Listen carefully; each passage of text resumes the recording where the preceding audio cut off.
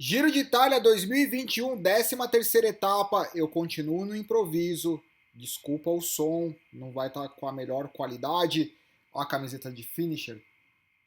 Galera do Pedal Flórida, entra lá no Instagram para vocês saberem o que está acontecendo. Etapa de hoje. 205 quilômetros, como vocês podem ver. São 3 montanhas categorizadas. A primeira, que é a pequenininha. A segunda, que já se mostra os seus desafios.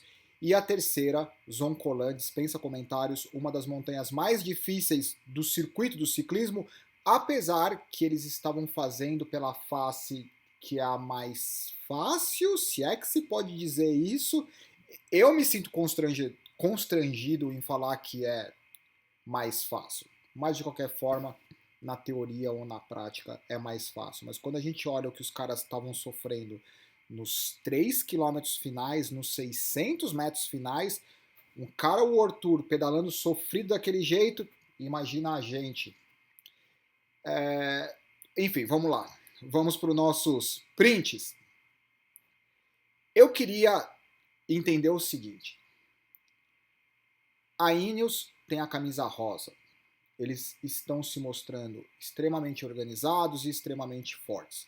Segundo na classificação geral, fica de olho ou ficava de olho no Vlasov da Astana. Eu comentei que até então a Astana estava quietinha, guardadinha.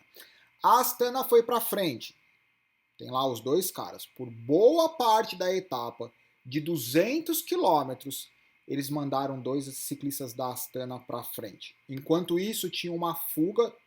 Esse era o trecho que eles estavam nesse momento do print. Ainda não tinha acontecido ou eles não tinham chegado ainda na segunda montanha categorizada para se preparar para o desafio do dia.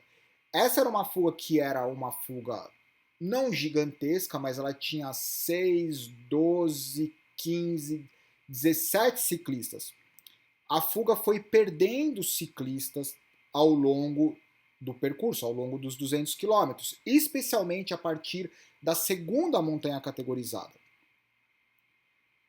Alguns nomes interessantes, como o Nelson Oliveira, Bauke Mollema, George Bennett, dava a impressão que algum desses caras fariam alguma coisa. Como vocês podem ver, Bauke Mollema, profissional desde 2019, com 16 vitórias. O Trey Tratink, com 9 vitórias, profissional desde 2011. Eles colocaram isso porque eles acreditavam que esses dois caras, ou pelo menos em número de vitórias, eles poderiam fazer algo. Isso aqui é o kart da Education First. Esse foi o momento que eles começavam a subir o Zoncolan. Antes, eles já começavam a subir antes da distância oficial da subida do Zoncolan. A gente precisa lembrar isso. Tem uma plaquinha geralmente na montanha, fala assim, ó, a montanha oficialmente começam aqui. Só que na perna dos caras, eles já estão subindo vários quilômetros. E isso, obviamente, a equipe eles não levam em consideração a distância de 14 quilômetros. Não, eles levam em consideração qual que é o momento que eles começam a subir. Nesse momento, a Ineos, isso que eu não consegui entender. Olha lá, 6 quilômetros para o final. Eles não estão preocupados com a classificação geral. A Astana colocou 2 ciclistas o dia inteiro, supostamente para eles fazerem alguma coisa por Vlasov. Só que na hora que chega o que interessa, que é no Zoncolan, a Astana já tinha largado o Vlasov sozinho, né?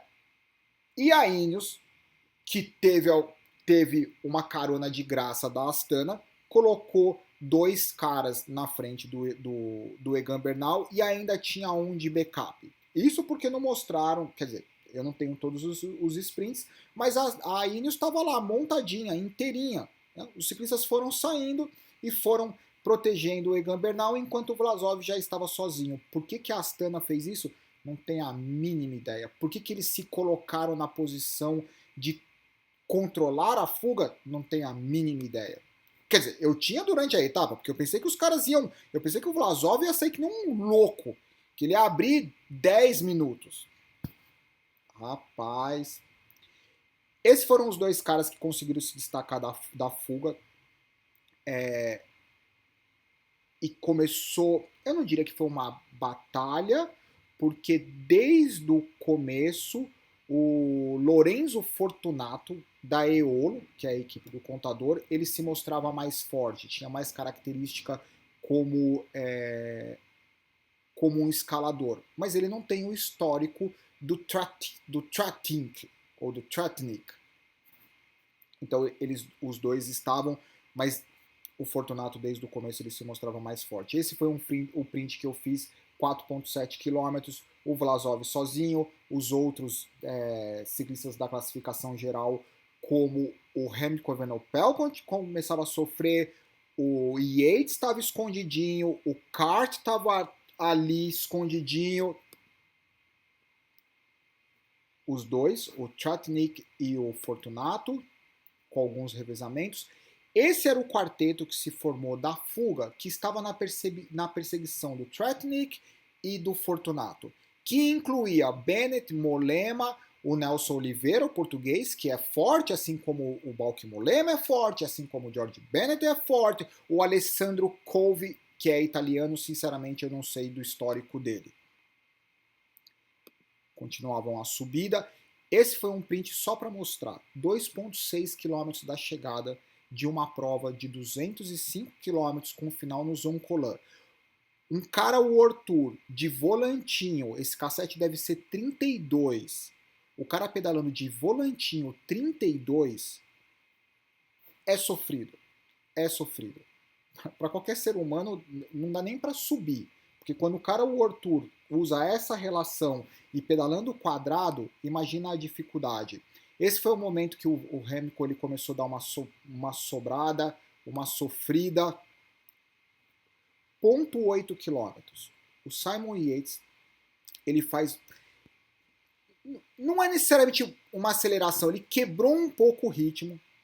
O único ciclista, o dono da marreta, que conseguiu vir com ele foi o Egan Bernal. Monstro, Egan Bernal, monstro, não tem o que falar. Além da equipe, monstro, sólido, até esse momento, ainda mais com a equipe organizada do jeito que os caras estão, sem o que falar. Eu sinceramente, eu não esperava isso da Ineos pelo que eles têm mostrado nas competições anteriores. Parecia que eles estavam... Parecia que haveria conflitos internos, pelo menos no Giro de Itália. Incrível, incrível. Faltando 0,6 quilômetros. O Fortunato, ele tinha essa distância do Tratnik, mas essa distância não mudava. E esses 500, 600 metros duraram uma eternidade, porque os caras estavam devagarzinho. É uma pena que não tinha a velocidade. Fortunato cruzou a linha de chegada, super novinho, meu, bacana. É bacana ver um cara novo, de uma equipe nova, equipe convidada, numa das etapas mais importantes do Giro de Itália. É isso que tem que acontecer, é isso que as equipes convidadas estão lá, justamente para mostrar o nome, e daí esse cara entra ali no hall de possíveis contratações das grandes equipes. Esse é o problema das pequenas equipes, porque as pequenas equipes elas revelam esses grandes talentos, ou pelo menos esses grandes potenciais, e ao mesmo tempo elas não têm grana para segurar os caras. Então, elas revelam os caras e daí no ano seguinte perdem os caras para as grandes equipes. E daí aqui foi o Egan Bernal que ficou na roda do Simon Yates por um tempo e o dono da marreta foi embora, não deu nem... Sem comentários. Egan Bernal cruzou a linha de chegada em primeiro, ainda passou o Tratnik e depois chegou o Simon Yates, eu já mostro a classificação. E esse é o meu Vlasov. O Vlasov deu uma envergada, sabe galho seco? Não, eu não diria que foi galho seco, mas o galho verde envergou, não explodiu o motor, mas perdeu tempo e eu sinceramente não entendo o que a Astana fez. Sinceramente, colocou dois caras na frente o dia inteiro para não ter nenhum cara para proteger o cara, nem moralmente ele tinha alguém, não tinha nenhum amiguinho da mesma equipe para ajudar, falar, vamos aí Vlasov, vamos meu, tô com você. Não, largaram o cara na montanha.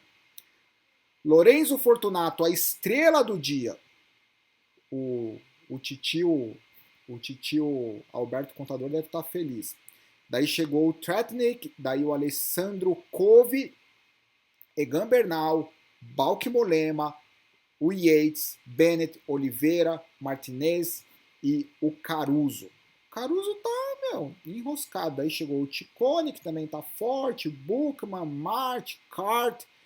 Considerando a dificuldade da etapa e o pouco tempo que os caras perderam, com exceção do Egan Bernal, que saiu dando uma retada, distribuindo uma retada de novo, os caras estão fortes. É que o Egan Bernal tá em outro planeta. Olha lá, ó. Egan Bernal, dono da marreta, Simon Yates, 1,33, Caruso, 1,51, o Vlasov, 1,57, o Kart, 2,11. Então a gente tem o grupo.